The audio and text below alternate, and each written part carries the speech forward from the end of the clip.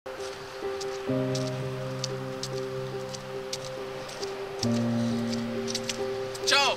Ir jau 365. diena. Mēs to paveicām. Tikai retais ticēja, ka man tas izdosies, bet es ticēju jau no paša sākuma. Jā, bija grūti, bija ļoti grūti, bet man ir ļoti liels prieks par padarīto. Bet šis video vairs nebūs par mani, tas būs par jums.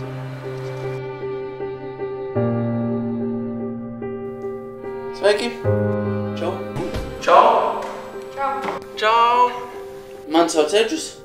Man jauna gada apņemšanās ir katru dienu ielikt vienu burvju triku video. Čau!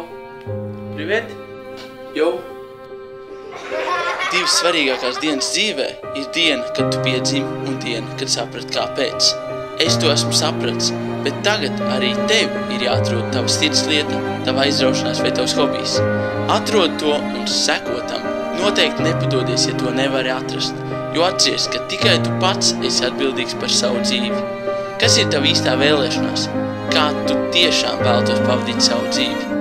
Atbildi pats sev uz šiem jautājumiem, un tad tiecies to sasniegt. Aizmirstiet naudu, jo ja tu saki, ka nauda ir pati svarīgākā, tu pavadīsi visu savu dzīvi, pilnībā izniekojot savu laiku, jo tu darīsi to, kas tev nepatīk, tikai lai nopelnītu naudu. Sanāk, ka izniekosi visu mūžu darot to, kas tev nepatīk, un man liekas, ka tas ir stulbi.